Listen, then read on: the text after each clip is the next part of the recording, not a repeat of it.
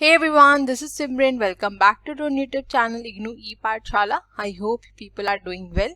और आज के इस पर्टिकुलर सेशन में हम स्टार्ट करेंगे अपनी नई unit that is unit 4 warehousing. इससे पहले ऑलरेडी हम यूनिट 1 को कवर कर चुके हैं. यूनिट 2 यूनिट 3 अभी हमने डिस्कस नहीं करी है, लेकिन उसको आगे हम डिस्कस जरूर करेंगे. ठीक है. दूसरी इन्फॉर्मेशन यहाँ पर ये कि जो आपकी यूनिट 2 है उसमें आपकी 3 कॉन्सेप्ट की बात करी गई है. ठीक है. और ये 3 कॉन्सेप्ट को मैंने ऑलरेडी डिस्कस कर रखा है इम्पॉर्टेंट टॉपिक्स की वीडियो में. ठीक. तो आप इसको जरूर देख लीजिएगा. ये मैंने फरवरी के एग्जामिनेशन के लिए डिस्कस किया था क्योंकि स्टूडेंट्स की काफी ज्यादा डिमांड थी, उनको कंफ्यूजन बहुत ज्यादा हो रहा था. और इसकी जो पीडीएफ है वो मैंने टेलीग्राम पर प्रोवाइड कर दी है. ठीक है.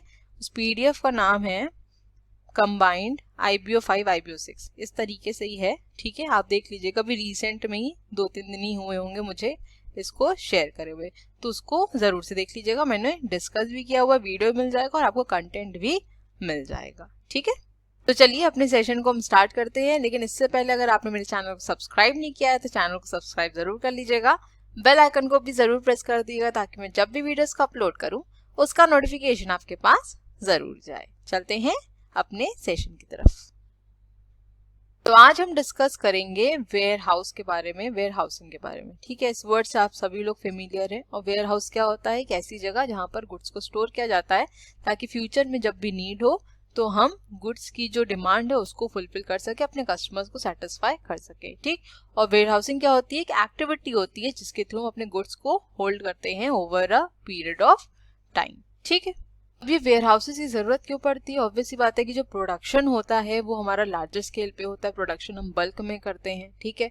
और जरूरी नहीं है कि उस पर्टिकुलर टाइम पीरियड पे हमें सारे प्रोडक्ट्स की जरूरत पड़ जाए. ठीक. हो सकता है डिमांड फ्यूचर में इंक्रीज करे, तो उसके लिए क्या किया जाता है? गुड्स को पहले ही स्टॉक अप कर लिया जाता है. गुड्स का स्टॉक पहले ही रिजर्व कर लिया जाता है ताकि फ्यूचर में जब भी नीड बढ़े, जब भी डिमांड बढ़े, तो हम इजिली अपने कंज्यूमर्स की डिमांड को फुलफिल कर सके. ठीक है. ये बेसिक चीज आप लोग को ही पता है, राइट?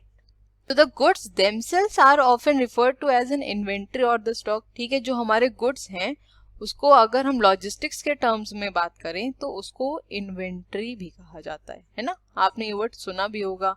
अकाउंट्स में भी हम इन्वेंट्री वर्ड काफी ज्यादा सुनते हैं. वैसे तो गुड्स ज्यादा समझ में आता है, गुड्स अकाउंट्स में ज्यादा यूज होता है, लेकिन लॉजिस्टिक्स की लैंग्वेज अगर बोले तो इन्वेंट्री ज्यादा यूज किया जाता है इसमें. ठीक है.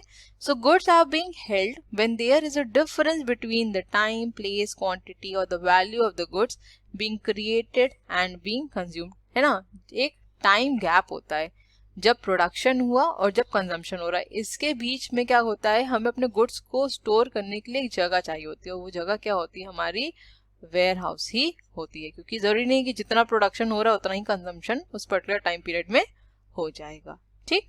So warehousing has 3 main process which may be active simultaneously: accumulation, storage and withdrawal. warehousing में हम 3 प्रोसेस की बात करते हैं. ठीक है. पहला है accumulation, दूसरा है storage और तीसरा है हमारा withdrawal.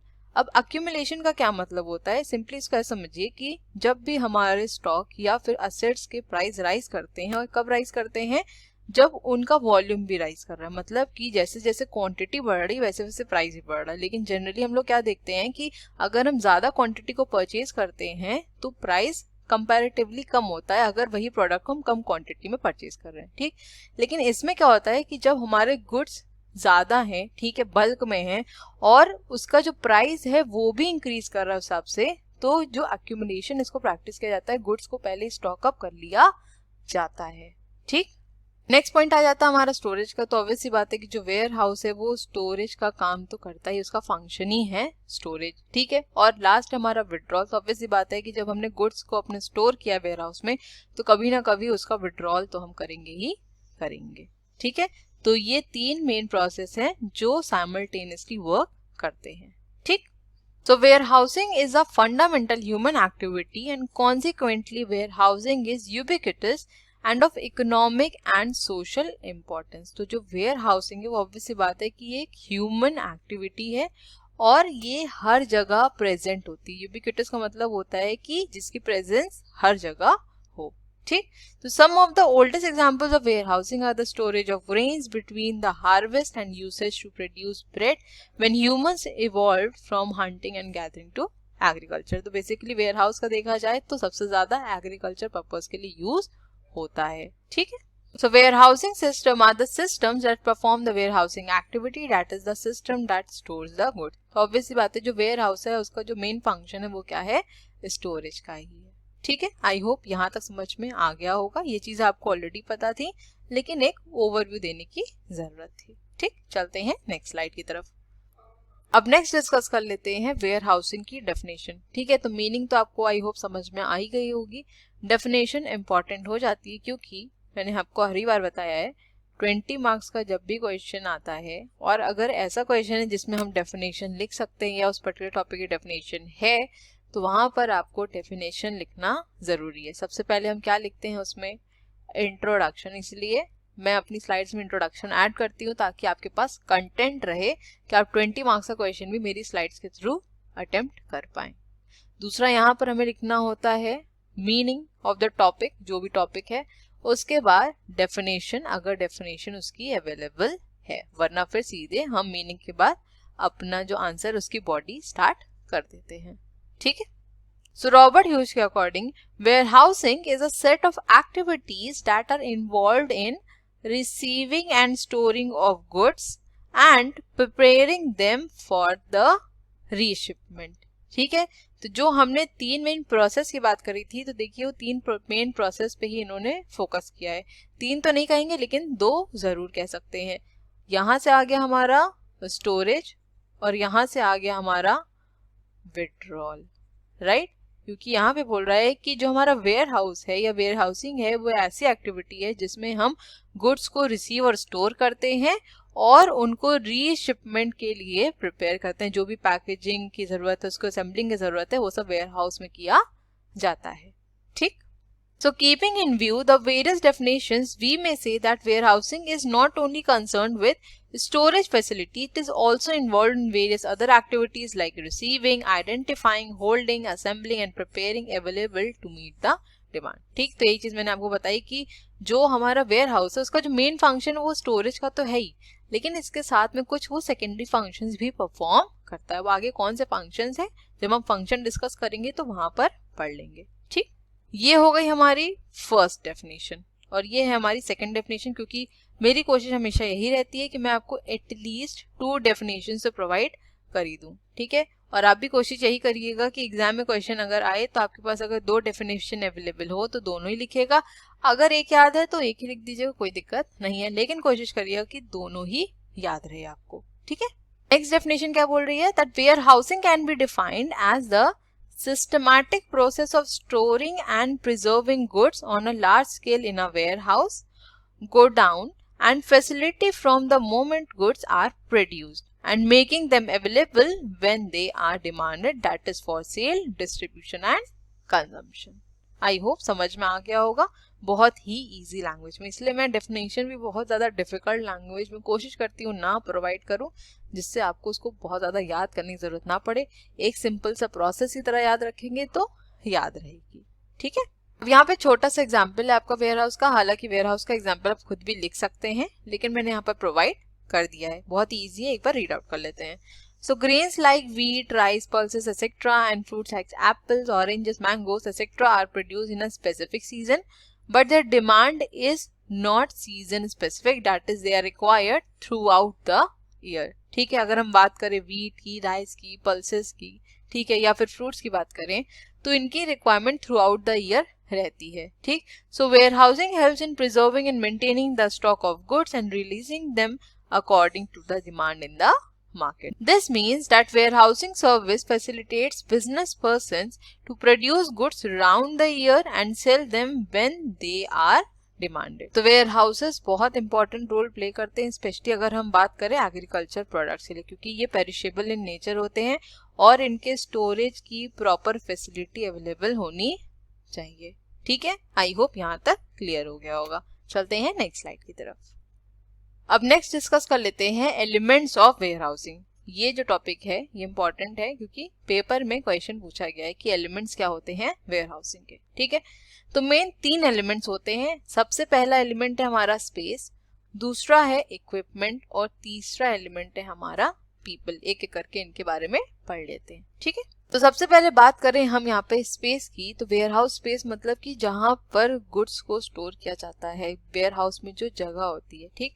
तो वेयर हाउस स्पेस को एक कमोडिटी की तरह माना गया, और कमोडिटी की तरह इसलिए माना गया क्योंकि उसकी भी अपनी कुछ वैल्यू है, उसका भी अपना प्राइस है, और डिमांड के अकॉर्डिंग इसके प्राइस में भी फ्लक्चुएशन आता है। अगर डिमांड बहुत ज्यादा है तो ऑब्वियस सी बात है कि जो चार्जेस होंगे वो भी कहीं ना कहीं फ्लक्चुएट होंगे, ठीक है। तो the warehouse space is a commodity, and like any other commodity, its price can show great volatility with the changes in the demand. At times, this commodity can become so scarce that the acquisition of additional space seems nearly impossible.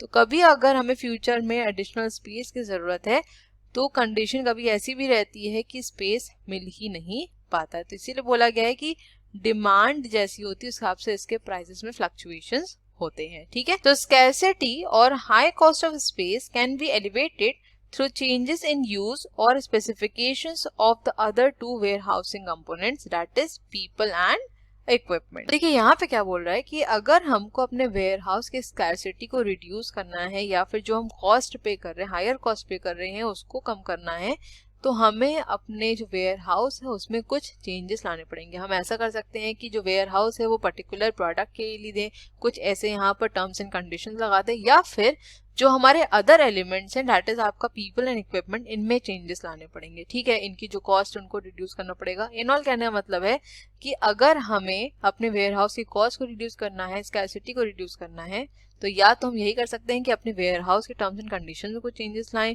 Product specification लगा दें, या फिर जो हमारे other elements हैं उनमें कुछ changes करने पड़ेंगे, ठीक है। अब नेक्स्ट एलिमेंट की बात कर लें, वो है equipment. So equipment consist of material handling devices, racks, forklifts, conveyors, backstackers, and all of the hardware and software used to make warehouse functional. देखिए आपने भी ये चीज देखी होगी कि जब भी हमारे गुड्स को अनलोड किया जाता है ट्रक से या वेगन से, तो एक हैंडलिंग डिवाइस होता है जिसके थ्रू हम गुड्स को एक जगह से दूसरी जगह क्या करते हैं, लेके जाते हैं, ठीक है। वैसे तो है नहीं कि जो हमारे हैवी मशीनरीज हैं, हैवी गुड्स हैं, हैवी प्रोडक्ट्स हैं, उनको एक एक पर्सन ऐसे लेके जाएगा, नहीं। कुछ हमारे मटेरियल हैंडलिंग इक्विपमेंट्स होते हैं जिनके थ्रू जो गुड्स हमारे अनलोड हुए होते हैं उनको हम वेयर हाउस तक लेके जाते हैं। तो ये तो बात हो गई हमारे हार्डवेयर प्रोडक्ट्स की, ठीक। नेक्स्ट अगर बात करें सॉफ्टवेयर की, तो सॉफ्टवेयर बेसिकली क्या रहता है, हमारे जो प्रोडक्ट्स हैं उनकी अकाउंटिंग रहती है, किस टाइप का प्रोडक्ट आया, कितनी क्वांटिटी में आया है, ठीक है, उसकी स्पेस कितनी ली गई है, क्या चार्जेस पे किए गए हैं, इन सब की जो अकाउंटिंग, सबकी जो इंफॉर्मेशन है उसको भी स्टोर किया जाता है, ठीक। While some equipment is specially designed to save space, some equipment is used for preservation treatments like sprayers, fumigation covers, etc. in case of perishable commodities, ठीक है। तो कुछ ऐसे मटेरियल्स भी यूज किए जाते हैं जो हमारे प्रोडक्ट्स पेरिशेबल इन नेचर हैं, उनके लिए भी यहाँ पर ट्रीटमेंट प्रोवाइड किया जाता है ताकि जो गुड्स हैं वो लंबे टाइम तक चल सके, ठीक। The useful life of most warehousing equipment is substantially shorter than the useful life of the warehouse building। बहुत ही ऑब्वियस सी बात है कि जो हमारी बिल्डिंग की लाइफ है वो कंपैरेटिवली ज्यादा होगी हमारे वेयर हाउसिंग इक्विपमेंट से, right. While warehousing equipment depreciate in the value, the warehouse building may appreciate in the value over time। ये तो हम सभी को पता है कि लैंड कभी भी डेप्रिशिएट नहीं करता है, हमेशा अप्रिशिएट करती है लैंड की वैल्यू। लेकिन अगर हम वेयर हाउसिंग इक्विपमेंट की बात करें तो ऑब्वियस सी बात है जितना ज्यादा यूज होगा वो उतना ज्यादा डेप्रिशिएट होगा, जितना ज्यादा डेप्रिशिएट होगा उसकी वैल्यू भी कम होती चली जाएगी, ठीक। लास्ट एलिमेंट है हमारा people. So the personal performance of warehouse workers often make the difference between high and low quality warehousing। obvious सी बात है कि सिर्फ यहाँ पर बिल्डिंग की बात नहीं है, सिर्फ स्पेस की बात नहीं है, हमको कैसी सर्विस मिल रही है ये भी काफी ज्यादा मैटर करती है। और आज की डेट की बात करी जाए तो सर्विस बहुत ज्यादा इंपॉर्टेंट होती है, और लोग सर्विसेज के ही आपसे पैसे भी काफी ज्यादा चार्ज अप करते हैं, right. So by comparison, the variations in the quality of building and equipment are typically small. Thus, a judicious employment of the three components, namely space, equipment and people, normally can affect the performance and the overall cost of the warehousing facility। यहाँ पर सिर्फ इतनी सी बात बोल रहा है कि चाहे आपके पास कितना भी ज़्यादा स्पेस हो, चाहे आपके पास अच्छे इक्विपमेंट्स हो, लेकिन जब तक आपके जो वेयर हाउस में वर्कर्स हैं वो अच्छे से अपने टास्क को परफॉर्म नहीं करेंगे, इन सब का कोई मतलब नहीं रहेगा।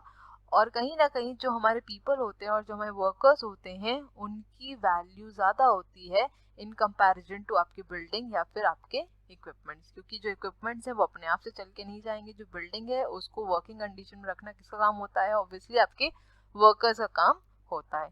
तो यहाँ पीपल एक इम्पॉर्टेंट रोल प्ले करता है। लेकिन अगर हमें अपने वेयर हाउस की परफॉर्मेंस को इंक्रीज करना है, उसकी कॉस्ट को रिड्यूस करना है, तो ये तीनों कंपोनेंट्स, इन तीनों ही एलिमेंट्स को मिला कर चलना होगा, तभी हमारी जो कॉस्ट है और जो हमारी परफॉर्मेंस इंक्रीज हो सकती है। अगर एक भी एलिमेंट में कुछ चेंज आया, एक भी एलिमेंट हमारे इधर से उधर होगा, तो कहीं ना कहीं हमारी जो कॉस्ट है वो भी इंक्रीज हो जाएगी और इसकी वजह से हमारी जो परफॉर्मेंस है उस पर भी अफेक्ट दिख सकता है। ठीक है, अब चलते हैं नेक्स्ट स्लाइड की तरफ। नेक्स्ट डिस्कस कर लेते हैं नीड फॉर वेयर हाउसिंग की वेयर हाउसिंग की जरूरत क्यों है। सबसे पहला पॉइंट है production in anticipation of demand. ठीक है, मैंने आपको बताया था कि जो प्रोडक्शन है जिस टाइम पर हो रहा है जरूरी नहीं है उस टाइम पर डिमांड भी हो। ठीक है, तो इसलिए हमको वेयर हाउस की जरूरत पड़ती है ताकि अपने गुड्स को स्टोर कर सकें और फ्यूचर की डिमांड को फुलफिल कर सकें। ठीक, नेक्स्ट है हमारा सीजनल प्रोडक्शन। कुछ प्रोडक्ट्स हमारे ऐसे होते हैं जो सीजनल होते हैं, उनका प्रोडक्शन एक टाइम पीरियड में ही होता है, लेकिन जो कंजम्पशन है वो बाद में किया जाता है, इसीलिए हमें स्टोरेज की जरूरत पड़ती है। ठीक है, इस टाइप से हमारा सीजनल डिमांड भी है। नेक्स्ट है डिमांड में सप्लाई इक्विलिब्रियम को मेंटेन करने के लिए भी। नेक्स्ट है continuous supply of raw materials, basis of trade and processing. ठीक है, तो ये सारे पॉइंट्स को हम इन डिटेल डिस्कस करेंगे। सबसे पहला पॉइंट है हमारा The production of goods is undertaken in anticipation of demand, which makes it necessary to keep a stock of goods until it fetches the demand. So in this way, warehousing assists in providing proper storage to the surplus stock. तो देखिए यहाँ पर यही चीज कह रहा है कि जो हमारी डिमांड है, फ्यूचर में डिमांड अराइज होने वाली है, उसके लिए हम गुड्स को इजीली स्टोर कर सकते हैं पहले से, और साथ ही जो हमारे पास सरप्लस स्टॉक है, जो स्टॉक हमारे पास ज्यादा है, उसको भी हम वेयर हाउस में स्टोर कर सकते हैं। ठीक है, नेक्स्ट बोल रहा है We all know that there are various vegetables, fruits, grains which are produced in a particular season. However, they are demanded throughout the year. For that also, storage and preservation of commodities become significant, which makes it available throughout the year. ठीक है, तो ये already मैंने आपको बताया था कि particular season में कुछ प्रोडक्ट्स की यहाँ पर क्या होती है, प्रोडक्ट्स फॉर्म किए जाते हैं, प्रोडक्ट्स की मैन्युफैक्चरिंग होती है, लेकिन consumption through out the year होता है, तो उनको स्टोर करने के लिए हमें वेयर हाउस की जरूरत पड़ती है। ठीक, नेक्स्ट बात कर लेते हैं सीजनल डिमांड की। So for some goods there is seasonal demand such as raincoat, woollen clothes, umbrella, cooler etcetera, but they are produced continuously throughout the year. Hence, in the off season, these items require storage. जैसे अगर हम इस time पे बात करें summers के time पे, तो डिमांड किन प्रोडक्ट्स की बढ़ जाएगी? हमारे एयर कंडीशनर्स की, कूलर की, ठीक है, रेफ्रिजरेटर की। हालांकि रेफ्रिजरेटर की डिमांड तो थ्रू आउट द ईयर रहती है, लेकिन कूलर, एसी की स्पेसिफिकली समर्स में जो डिमांड है वो इंक्रीज हो जाती है, और मार्केट में भी आप यही प्रोडक्ट्स देखते हैं। ठीक, अब जो हमारे विंटर प्रोडक्ट्स हैं, जैसे आप विंटर बूट्स मान लीजिए, वुलन क्लोथ्स मान लीजिए, इनका क्या किया जाएगा? इनको वेयर हाउस में स्टोर किया जाएगा। प्रोडक्शन इनका भी इस टाइम पर चलता रहता है, क्योंकि प्रोडक्शन ऑब्वियसली बात है थ्रू आउट द ईयर चलेगा, तभी जब सीजन आएगा हमको उस टाइम पर वो प्रोडक्ट्स अवेलेबल हो पाएंगे। तो जो हमारे ऑफ सीजन प्रोडक्ट्स होते हैं उनके लिए हमें स्टोरेज की जरूरत होती है, और स्टोरेज कहाँ से मिलेगी? वेयर हाउस से। ठीक है, अब नेक्स्ट पॉइंट बात कर रहा है equilibrium in supply and demand की। देखिए, अगर हमारे वेयर हाउसेज नहीं होंगे तो क्या होगा? जो भी प्रोडक्शन हो रहा है, ठीक है, वो जितना भी प्रोडक्शन हुआ उस पर्टिकुलर प्रोडक्ट का सारा प्रोडक्ट कहाँ जाएगा? मार्केट में। और जब मार्केट में प्रोडक्ट बहुत ज्यादा हो जाएंगे तो ऑब्वियस सी बात है उसकी जो प्राइस है वो डिक्रीज कर जाएगी। ठीक, और एक टाइम ऐसा आएगा कि जो प्रोडक्ट है उसकी शॉर्टेज होना शुरू हो जाएगी मार्केट में, और जब प्रोडक्ट की शॉर्टेज हो जाएगी तो प्राइसेस तब क्या कर जाएंगे? इंक्रीज कर जाएंगे। ठीक है, तो इस सिचुएशन को कंट्रोल करने के लिए भी वेयर हाउस बहुत इंपॉर्टेंट रोल प्ले करता है। ठीक, तो storage of goods is also necessary to stabilise the price of the goods in the market. Surplus stock of goods should be stored in order to prevent fall in prices. Further, whenever the goods are demanded or there is a shortage, then they are released from the warehouse so as to control the rise in prices. This ensures equilibrium in supply and demand. तो जो भी हमारा production होता है और जो हमारे surplus products होते हैं उनको हम वेयर हाउस में स्टोर कर देते हैं. जैसे जैसे डिमांड आती जाती है उसके अकॉर्डिंग क्या करते हैं, प्रोडक्ट्स को वेयर हाउस से विड्रॉ करते जाते हैं. लेकिन अगर इकट्ठा हमारे प्रोडक्ट मार्केट में आ जाएंगे तो प्रोडक्ट की हमारी जो प्राइस है वो तो गिर जाएगी. फिर एक टाइम ऐसा आएगा प्रोडक्ट की शॉर्टेज हो जाएगी और वही प्रोडक्ट फिर हाई प्राइसेस में मार्केट में सेल किया जाएगा. तो इक्विलिब्रियम की जो कंडीशन है यहाँ पर वो डिसबैलेंस हो जाएगी. तो इसी को बैलेंस में रखने के लिए हमें वेयर हाउस की जरूरत पड़ती है ताकि हम अपने प्राइसेस को स्टेबलाइज रख सकें. ठीक. नेक्स्ट पॉइंट है, to ensure ongoing and uninterrupted production stock of goods need to be maintained for which warehousing is a must. अब देखिए इस पॉइंट में क्या बोल रहा है. मान लेते हैं कि आप किसी प्रोडक्ट का प्रोडक्शन कर रहे हैं, मैन्युफैक्चर कर रहे हैं कोई प्रोडक्ट को. ठीक है.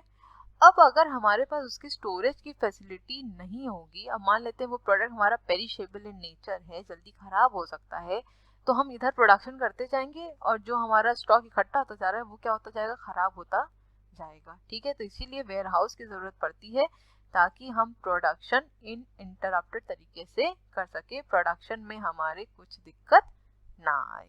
ठीक.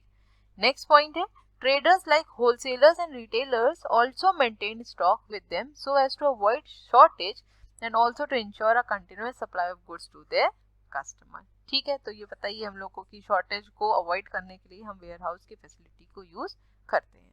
और लास्ट पॉइंट है हमारा, there are certain commodities which require storage for curing and processing as well as there are some goods which are sold at higher prices when they are preserved for longer duration. अब इस particular point की अगर बात करी जाए तो जो हमारे वेयर हाउसेज उनका जो फंक्शन है वो स्टोरेज का तो है ही, साथ ही वो क्योरिंग एंड प्रोसेसिंग में भी हेल्प करते हैं. और कुछ हमारे प्रोडक्ट्स ऐसे भी होते हैं जिनको अगर हम लॉन्गर ड्यूरेशन के लिए रखते हैं वेयर हाउस में तो उनके जो प्राइसेस हैं उनमें भी हाइक हो जाता है. ठीक. जैसे मुझे एक छोटा सा एग्जाम्पल याद आ रहा है. आप लोग मटर आई होप यूज करते होंगे, सब लोग मटर खाते ही होंगे जिसको हम पीस कहते हैं, है ना, पीस. ठीक. अब ये विंटर्स में ही आती है और लेकिन समर्स में भी रिक्वायरमेंट रहती है. जब हमारे यहाँ मैरिज एंड ऑल रहते, कोई फंक्शन रहता है तो पीस की रिक्वायरमेंट होती है. ठीक. तब उस टाइम पे प्रोडक्शन तो उसका हो नहीं सकता, तो उसको क्या किया जाता है, स्टोर ही किया जाता है. और हमारे जो वेयर हाउसेज होते हैं इन सब के लिए वो अलग होते हैं. ठीक है. जहाँ पे प्रॉपर बड़े बड़े रेफ्रिजरेटर्स होते हैं वहीं पे इनको स्टोर किया जाता है. तो इनके जो प्राइसेस होते हैं वो कंपैरेटिवली हाई रहते हैं अगर आप विंटर्स की जो पीस आती है उनसे कंपेयर करें तो. ठीक है. अब नेक्स्ट डिस्कस कर लेते हैं वेयर हाउसिंग के फंक्शंस. ठीक. ये भी आपका इंपॉर्टेंट है, क्वेश्चन पेपर में आया हुआ है फंक्शन से भी. ठीक. अब एक एक करके सारे फंक्शंस को हम यहाँ पर डिस्कस कर लेते हैं. ठीक है. तो सबसे पहला फंक्शन है स्टोरेज का, ऑलरेडी हम ये डिस्कस कर चुके हैं, आप इसको अपने आप से रीड आउट कर लीजिएगा. ठीक है. नेक्स्ट है हमारा risk bearing. So from the moment goods enter the warehouses, the risk of loss or damage is transferred from the owner to the warehouse keeper along with the transfer of goods for storage in the warehouse. ठीक है. जब तक goods आपके पास हैं तब तक उसकी जिम्मेदारी है वो आपकी रहती है. ठीक है. उसको प्रोटेक्ट करना, ठीक, वो किसके ऊपर रहता है, आपके ऊपर रहता है. लेकिन जैसे ही हमने अपने गुड्स को वेयर हाउसेस में स्टोर कर दिया वहां पर जो आपकी लायबिलिटी है वो किसकी हो जाती है, वेयर हाउस कीपर की हो जाती है. वो आपके गुड्स को भी स्टोर करेगा और साथ ही उनको डैमेजेस से भी बचाएगा. ठीक. Meaning that all the risk incidental to the storage of goods are taken over by the warehouse and so it is the warehouse keeper who is responsible for any loss, tampering और damage cause to the good. तो यहाँ पर जिम्मेदारी किसकी हो जाएगी, कौन liable हो जाएगा इसके लिए, आपका वेयर हाउस कीपर हो जाएगा. ठीक. नेक्स्ट पॉइंट है हमारा प्रोटेक्शन का. ऑब्वियसली बात है जो हमारे वेयर हाउसेस होते हैं वो हमारे गुड्स को प्रोटेक्ट करते हैं, चाहे जैसा भी हमारा एटमॉस्फेयर हो, है ना. कई बार ऐसे प्रोडक्ट्स होते हैं हमारे जो कि एटमॉस्फेयर से कांटेक्ट में आने से खराब हो जाते हैं. ठीक. जैसे अगर मैं फ्रोजन मीट की बात करूं तो उसमें अगर जरा से भी हवा लग जाती, जितना मुझे पता है वो खराब होने लग जाता है. ठीक है. तो इन सब प्रोडक्ट्स को भी कहीं ना कहीं प्रोटेक्ट करते हैं हमारे वेयर हाउसेस. ठीक. एक बार पढ़ लेते हैं. Not just storage, warehouses also provide an appropriate environment which preserves goods from getting spoiled due to heat, dust, wind, moisture, insects, etc. For this purpose, special arrangements are made in the warehouse as per the nature of the good for the various products. Hence it reduces the loss caused to the goods because of the spoilage and wastage. ठीक है, अगर जैसे meet की बात कर रहे हैं तो एक प्रॉपर रेफ्रिजरेटर आते हैं बड़े, जिसमें उनको स्टोर किया जाता है उस पर्टिकुलर टेम्परेचर पे, उनको मॉइस्चर से कांटेक्ट में नहीं आने दिया जाता है। इस तरीके से हमारे जो गुड्स है वो प्रोटेक्ट हो जाते हैं। ठीक, नेक्स्ट पॉइंट है हमारा consolidation. So it is one of the major functions performed by the warehouse in which the goods received from different plants are consolidated and dispatched to specific customer। अब देखिए consolidation का क्या मतलब है, इसको यहाँ पर समझ लीजिए तो आपको ये पॉइंट अच्छे से समझ में आ जाएगा। ठीक है, मान लेते हैं यहाँ पर एक है कंपनी ए, दूसरी है हमारी कंपनी बी, ठीक है, तीसरी हमारी कंपनी सी और चौथी हमारी कंपनी डी। या फिर हम इसको मान सकते हैं कि ये प्लांट ए है, प्लांट बी है, प्लांट सी है और प्लांट डी है। ठीक, यहाँ पर कुछ प्रोडक्शन हो रहा है, यहाँ पे कुछ प्रोडक्शन हो रहा है, यहाँ हो रहा है और यहाँ हो रहा है। अब यहाँ पर जो प्रोडक्शन हो रहा है इन सारे प्रोडक्ट्स को क्या किया जाता है, एक ही वेयर हाउस में स्टोर किया जाता है। ठीक, और इस वेयर हाउस से जो भी हमारे कस्टमर्स हैं उन तक प्रोडक्ट को पहुंचाया जाता है, जो भी हमारे स्पेसिफिक कस्टमर हैं। ठीक है, कौन से हैं, स्पेसिफिक कस्टमर। मान लेते हैं यहाँ पे जो प्रोडक्ट है वो शिप के थ्रू जा रहा है, यहाँ वाला जो प्रोडक्ट है वो ट्रक के थ्रू जा रहा है, तो जो भी हमारे स्पेसिफिक कस्टमर्स हैं उन तक प्रोडक्ट को पहुंचाया जाता है। तो यही जो प्रोसेस है वो कहलाता है हमारा कंसोलिडेशन। ठीक, नेक्स्ट पॉइंट है हमारा break the bulk. So as opposed to the consolidation function, warehouses also undertake the function of dividing the goods received from one plant in bulk quantity into smaller ones so as to ship them as per the requirement of the customer। अब देखिए break the bulk क्या होता है, इसको भी यहाँ पे समझ लीजिए। मान लेते हैं कि एक है हमारा प्लांट ए, ठीक है, अब यहाँ से क्या होता है, ब्रेक द बल्क।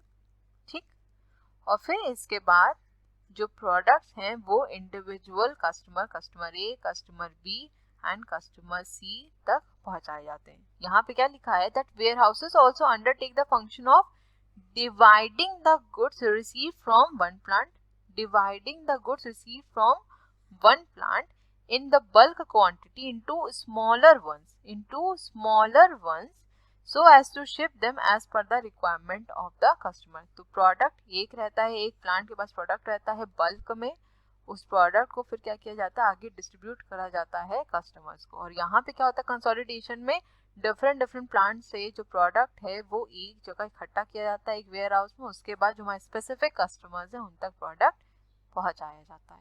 ठीक है, नेक्स्ट पॉइंट है हमारा stock piling. So finished goods or raw materials whose requirement is not immediate for the purpose of sale or manufacturing are often stored in the warehouse। ठीक है, तो हम अपने goods का क्या करते हैं, वेयर हाउस स्टोर कर देते हैं, इसी को स्टॉक पाइलिंग कहा जाता है। And are supplied to the business houses when they are demanded by the customers। ठीक है, आई होप ये पॉइंट तो क्लियर हो गया होगा। नेक्स्ट है हमारा वैल्यू एडेड सर्विसेज। अब जो वेयर हाउसेज हैं वो स्टोरेज के अलावा और भी सर्विसेज यहाँ प्रोवाइड करते हैं, जैसे मैंने आपको बताया था असेंबलिंग की, पैकेजिंग की, लेबलिंग की, ये सब सर्विसेज भी हमारे वेयर हाउसेज प्रोवाइड करते हैं। Moreover when the goods are inspected by the prospective buyers और custom authorities then they are opened, repacked and label. ठीक है, कई बार क्या होता है कि जो कस्टम अथॉरिटीज हैं या फिर जो हमारा बायर है उस प्रोडक्ट का, वो गुड्स को ओपन करवाता है। ठीक है, वो उसको देखता है कि गुड्स सही है या नहीं है, उसके बाद गुड्स की फिर से रीपैकेजिंग की जाती है, उसको फिर से लेबल किया जाता है। तो ये सब सर्विसेज हमारे वेयर हाउस प्रोवाइड करते हैं। ठीक, नेक्स्ट फंक्शन है हमारा प्राइस स्टेबलाइजेशन। तो अभी हमने ये डिस्कस भी किया था कि किस तरीके से प्राइस को स्टेबलाइज करने में वेयर हाउस हेल्प करते हैं। नेक्स्ट है फाइनेंसिंग। अब देखिए हमारे जो वेयर हाउसेज हैं वो फाइनेंसिंग में भी काफी ज्यादा हेल्प करते हैं। मान लेते हैं कि आपने वेयर हाउस में अपने गुड्स को स्टोर किया, ठीक, अब आप ऐसे ही अपने गुड्स को छोड़ के तो आएंगे नहीं, आपको भी बदले में कुछ एक प्रूफ चाहिए, एक एविडेंस चाहिए, राइट। तो आपको बदले में क्या मिलता है, एक डॉक्यूमेंट मिलता है जिसको हम वेयर हाउस कीपर वारंट कहते हैं, जो कि ओनर के फेवर में इशू किया जाता है। ठीक है, अब जो बिजनेसमैन है वो इस पर्टिकुलर वारंट को एज अ गारंटी शो कर सकता है और लोन ले सकता है हमारे बैंक या फाइनेंशियल इंस्टीट्यूशन से। ठीक है, नेक्स्ट पॉइंट है हमारा processing. So not all the commodities are consumed in the same form in which they are produced, meaning that there are some commodities which are consumed after they pass through processing. So the processing is required to transform them into consumable items. Many warehouses provide the facility for processing the commodities. So I hope ये point तो clear हो गया होगा. यहाँ पर simply यही कह रहा है कि कुछ commodities या कुछ goods हमारे ऐसे होते हैं जिनको हम directly consume नहीं कर सकते. अगर हमें उन्हें consume करना है तो उनको एक process के through transform करना पड़ता है, तब उसके बाद हम उन products को consume कर सकते हैं. ठीक है, तो इसमें हमको warehouse की requirement होती है. ठीक, जैसे कि अगर बहुत ही छोटे लेवल पे अगर एग्जाम्पल को कंसिडर करें तो जो आपकी स्वीट शॉप्स होती हैं, तो आप खुद भी देखते होंगे जो आपकी स्वीट्स हैं वो जिस शॉप पे सेल की जाती है वहाँ पर जनरली आपने देखा होगा कि वहाँ पर स्वीट्स नहीं बनाई जाती है. ठीक है, उन लोग का एक अलग से क्या रहता है, एक वेयर हाउस रहता है. ठीक है, या फिर जिसको हम लोग कारखाना कहते हैं, वहाँ पर इन स्वीट्स की मैन्युफैक्चरिंग होती है, उनको कंज्यूमेबल गुड बनाया जाता है. ठीक है, नेक्स्ट पॉइंट है हमारा grading and branding. One more function undertaken by the warehouses is sorting, grading and branding when requested by the manufacturer, wholesaler और importer. तो जब manufacturer, wholesaler, importer request करता है उसके बाद ही grading and branding की जाती है, वरना अगर यहाँ पर स्पेसिफिकली नहीं मेंशन किया गया, नहीं बोला गया है, तो सिर्फ स्टोरेज का ही फंक्शन परफॉर्म किया जाता है. ठीक है, नेक्स्ट पॉइंट है हमारा ट्रांसपोर्टेशन का. तो आई होप ये पॉइंट तो समझाने की जरूरत नहीं. ऑब्वियस सी बात है कि अगर हमने अपने गुड्स को वेयर हाउस में स्टोर किया है तो वहां से उसको विड्रॉ भी करेंगे और जो उसका डेस्टिनेशन पॉइंट है जहां भी गुड्स को हमें सप्लाई करना है वहां तक गुड्स को लेके जाएंगे. ठीक, और लास्ट पॉइंट है हमारा री export trade. So re-export trade facility is also provided by the warehouse by allowing the importer to store the goods in the warehouses until they are re-exported to the other country. तो I hope आपको री export का मतलब पता होगा, क्योंकि मुझे इतना याद है हम लोग ने IBO 3 में इसको डिस्कस भी किया था. ठीक है, एक बार और आपको बता देती हूँ. मान लेते हैं कि आपकी कंट्री में कोई प्रोडक्ट को मैन्युफैक्चर करना है, उसके लिए आपको रॉ मटेरियल की जरूरत है, लेकिन रॉ मटेरियल आपकी कंट्री में अवेलेबल नहीं है, या तो फिर अवेलेबल है तो उसकी कॉस्ट बहुत ज़्यादा है. फिर आप उससे जब पूरा प्रोडक्ट को प्रोसेस करोगे, फिनिश प्रोडक्ट बनाओगे, तो प्रोडक्ट आपका बहुत ज़्यादा कॉस्टली हो जाएगा. तो ऐसे में क्या करते हैं, हम जो रॉ मटेरियल होता है उसको दूसरी कंट्री से इंपोर्ट करते हैं, अपना जो गुड है उसको फॉर्म किया जो फिनिश प्रोडक्ट है, और जो फिनिश प्रोडक्ट है वो दूसरी कंट्री को फिर सेल करते हैं. तो इसको कह दिया जाता है री एक्सपोर्ट. वेयर हाउसेस के थ्रू हम री एक्सपोर्ट ट्रेड भी इजीली कर सकते हैं. जो हमारे गुड्स हैं उनको हम for the time being warehouses में स्टोर कर सकते हैं जब तक उनको हम दोबारा से री एक्सपोर्ट नहीं कर रहे हैं. ठीक है, आई होप यहाँ तक क्लियर हो गया होगा, फंक्शंस आपको समझ में आ गए होंगे. चलते हैं नेक्स्ट स्लाइड की तरफ. अब ये भी आपके फंक्शंस ही हैं. ठीक है, आप चाहें तो इनको भी कंसिडर कर सकते हैं. मैंने यहाँ पर इसीलिए इसको ऐड कर दिया था. ठीक, नेक्स्ट है हमारा वेयर हाउसिंग ऑल्टरनेटिव्स, जो कि अपने में ही काफी ज्यादा इंपॉर्टेंट टॉपिक है. क्वेश्चन यहाँ से भी पूछे जाते हैं. प्राइवेट वेयर हाउस क्या होता है, पब्लिक वेयर हाउस क्या होता है, कॉन्ट्रैक्ट या डेडिकेटेड वेयर हाउस क्या होता है, पब्लिक और प्राइवेट वेयर हाउस में डिफरेंस क्या होता है. ठीक है, तो इन सब चीजों को हम अपने नेक्स्ट वीडियो में डिस्कस करेंगे. तो thank you so much for watching. Please video को लाइक जरूर करिएगा, अपने फ्रेंड्स के साथ भी शेयर करिएगा, और अगर अभी तक आपने मेरे चैनल को सब्सक्राइब नहीं किया है तो चैनल को सब्सक्राइब जरूर कर लीजिएगा. बेल आइकन को जरूर प्रेस कर दीजिएगा ताकि मैं जब भी वीडियोस का अपलोड करूँ उसका नोटिफिकेशन आपके पास जरूर जाए. बाकी अगर आप लोग कोई फीडबैक देना चाहते हैं तो अपने फीडबैक कमेंट सेक्शन में जरूर दीजिएगा. मिलेंगे अपने नेक्स्ट वीडियो में. Till then stay safe, stay healthy, bye bye, take care.